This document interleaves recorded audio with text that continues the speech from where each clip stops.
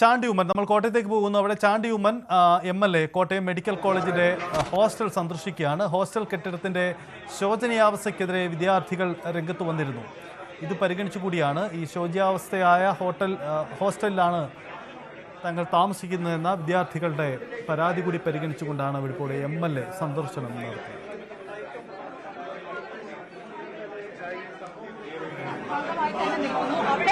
G Sreejith ചേരുന്നു. ശ്രീജിത്ത്, ദൃശ്യങ്ങൾ വ്യക്തമാണ്. ഈ കെട്ടിടത്തിന്റെ പല ഭാഗങ്ങളും പൊളിഞ്ഞ അവസ്ഥയിലുണ്ട്. അവിടെ കോൺക്രീറ്റും മറ്റും പൊളിഞ്ഞതായി കാണാൻ കഴിയുന്നുണ്ട്. എന്താണ് അവിടുത്തെ അവസ്ഥ? എന്താണ് ചാണ്ടി ഉമ്മന്റെ നീക്കം?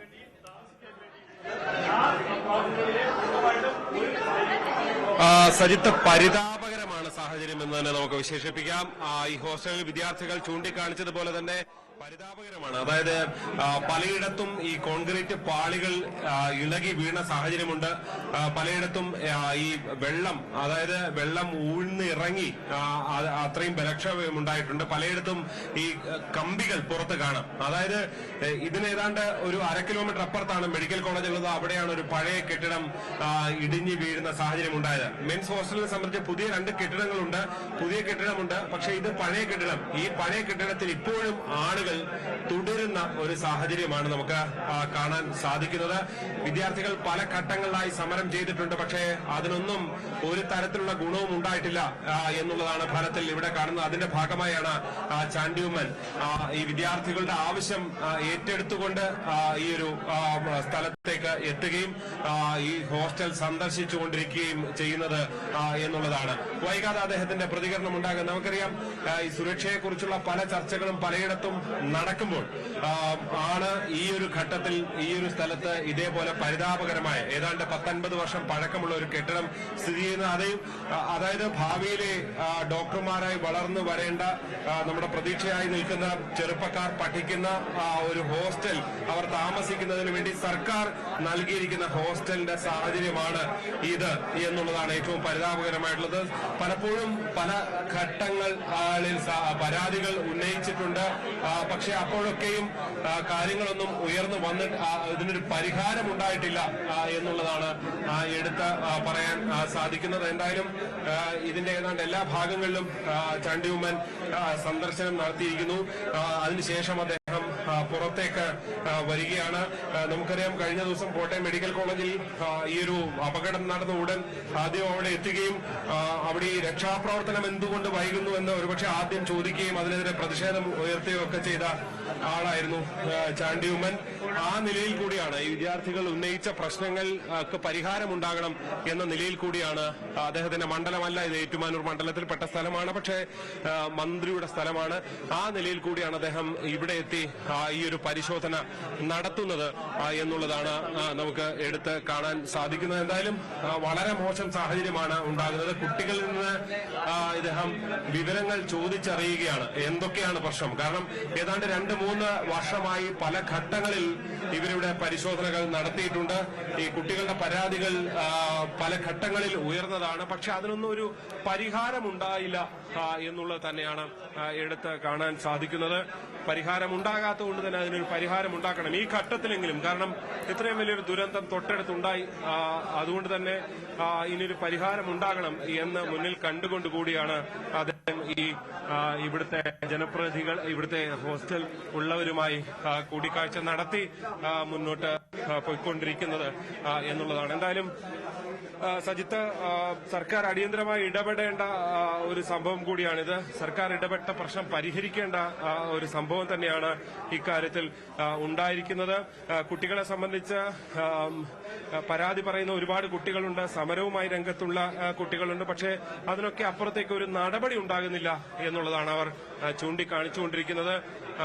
അതാണ് അവർ വ്യക്തമാക്കാൻ ശ്രമിക്കുകയും ചെയ്യുന്നത്. ഇവിടെ പല ഇടങ്ങളിൽ ഇത്തരം പ്രശ്നങ്ങൾ തുടരുന്ന ഒരു കാഴ്ച തന്നെയാണ് നമുക്ക് കാണാൻ സാധിക്കുന്നത്.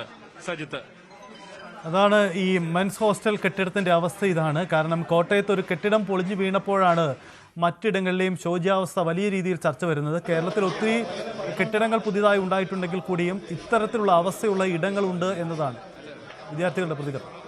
പഴക്കമുള്ള ഒരു ബിൽഡിംഗ് ആണ്. അപ്പൊ നമ്മുടെ ആവശ്യം എന്ന് പറഞ്ഞാൽ പുതിയൊരു മെൻസ് ഹോസ്റ്റൽ, അത്രയാണ് നമ്മുടെ ആവശ്യം. അതുപോലെ തന്നെ ഇതിന്റെ ബലക്ഷയം 60 വർഷം പഴക്കമുള്ളതായതുകൊണ്ട് നല്ല ബലക്ഷയമുള്ള ബിൽഡിംഗ് ആണെന്ന് നമുക്ക് വാസ്തവത്തിൽ അറിയാവുന്ന കാര്യമാണ്. പക്ഷെ അതിന്റെ കൂടെ ചെറിയ ചെറിയ പെയിന്റിങ് പാച്ച് വർക്കും അല്ലാണ്ട് പൂർണ്ണമായ ഒരു ഉറങ്ങാൻ പറ്റുന്ന ഒരു ഇടം, അത്രയാണ് നമ്മുടെ ആവശ്യം. ഇത് നേരത്തെ ഉന്നയിച്ചിരുന്നോ? ഇത് ഈ പ്രശ്നം പലതവണയായിട്ട് ഉന്നയിക്കുന്ന ഒരു കാര്യമാണ്. ഇപ്പൊ അവിടുത്തെ ടോയ്ലറ്റ് കാണുവാണെങ്കിൽ തന്നെ നമുക്കറിയാം, അതൊരിക്കലും ഒരു വിദ്യാർത്ഥിക്ക് യൂസ് ചെയ്യാൻ പറ്റാത്ത രീതിയിലാണ് ഇവിടുത്തെ ടോയ്ലറ്റിന്റെ സാഹചര്യങ്ങളെല്ലാം. ഒരു പുതിയ അതിനകത്ത് പ്രത്യേകിച്ച് മെയിന്റനൻസ് അങ്ങനെയൊന്നും ഇതുവരെയായിട്ട് നടത്തിയിട്ടില്ല. പിന്നെ ഇപ്പൊ കുറച്ച് ഒരാഴ്ച മുമ്പാണ് ഇതിന്റെ മെയിന്റനൻസ് തുടങ്ങിയിട്ടുള്ളത്. ഇപ്പൊ ചെയ്യാൻ തുടങ്ങിയിട്ടുണ്ടല്ലേ? ഒരു മാസത്തോളമായി തുടങ്ങിയിട്ട്. ഏത് വർഷം പഠിക്കുന്ന വർഷം വിദ്യാർത്ഥിയാണ്. പേരെന്താ?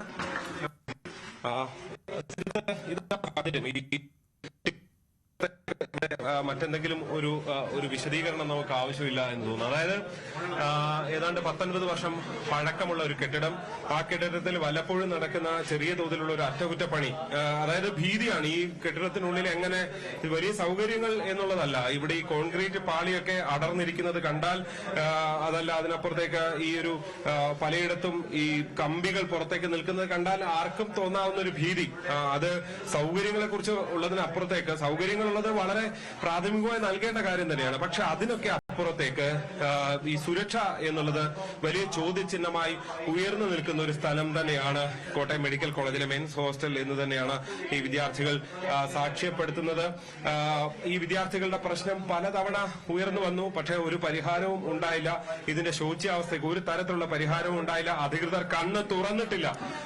അതുകൊണ്ടാണ് ഈ ഒരു ഘട്ടത്തിൽ, ഈ ഒരു സമയത്തെങ്കിലും ഏതെങ്കിലും ഘട്ടത്തിൽ ഒരു പ്രശ്നപരിഹാരം ഉണ്ടാകുമോ എന്നതിനുള്ളൊരു വലിയ ശ്രമമാണ് ഫലത്തിൽ നടക്കുന്നത്. ഇവിടുത്തെ ടോയ്ലറ്റ് കോംപ്ലക്സ് അടക്കമുള്ള കാര്യങ്ങളിലും സമാനമായ രീതിയിലുള്ള ഒരു പരിതാപകരമായ സാഹചര്യമാണ്, ഉപയോഗിക്കാൻ തന്നെ കഴിയാത്ത സാഹചര്യമാണ് ഉള്ളത് എന്നുള്ളതാണ് അല്പസമയം മുമ്പ് നോബിൾ എന്ന വിദ്യാർത്ഥി നമ്മളോട് സംസാരിച്ചപ്പോൾ വ്യക്തമാക്കിയത്. അതായത് ഒരുപക്ഷെ നേരിട്ടുള്ള കാഴ്ചകൾ, ഈ ക്യാമറയിൽ വരുന്ന കാഴ്ചകൾ തന്നെ ഇതിൽ കൂടുതൽ വിശദീകരിക്കേണ്ട കാര്യമില്ല എന്ന് തോന്നുന്നു. അത്ര ആണ് ഇതിന്റെ ഒരു പരിതാപകരമായ സാഹചര്യം എന്നുള്ളത്. അത് വ്യക്തമാക്കുകയാണ്. എന്തായാലും MLA ഇത് നേരിട്ട് കണ്ട് കുട്ടികളുടെ പരാതിയും ഒക്കെ കേട്ടുകൊണ്ട് നേരിട്ട് മനസ്സിലാക്കിക്കൊണ്ട് ഇരിക്കുകയാണ്. ഇതിന് ഇനിയെങ്കിലും ഈ ഒരു ദുരന്ത പശ്ചാത്തലത്തിലെങ്കിലും ഇനിയൊരു ദുരന്തം ഉണ്ടാകുന്നത് വരെ കാത്തിരിക്കാതെ ഇവർക്കൊരു പുനരധിവാസം ഉണ്ടാകണം, ഒരു പുതിയ സൗകര്യങ്ങൾ ഉണ്ടാകണം എന്നുള്ളതാണ് വളരെ പ്രധാനപ്പെട്ട ഒരു ആവശ്യമായി ഉയർന്നു വരുന്നത്. എന്തായാലും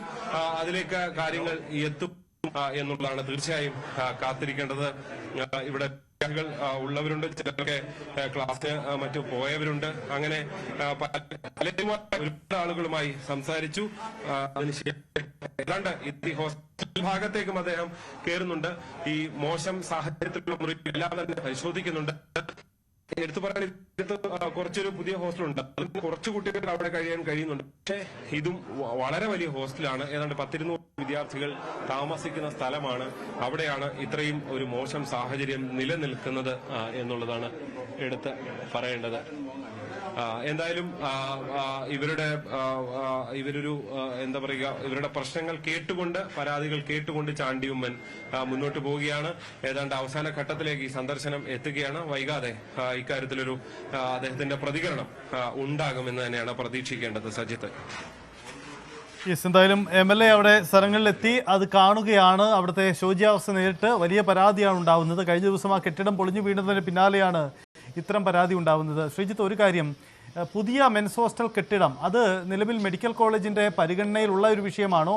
അങ്ങനെ ഏതെങ്കിലും കെട്ടിട നിർമ്മാണം നടക്കുകയോ അതല്ലെങ്കിൽ അത്തരമൊരു പ്ലാൻ മുന്നോട്ട് കൊണ്ടുപോകുന്നുണ്ടോ?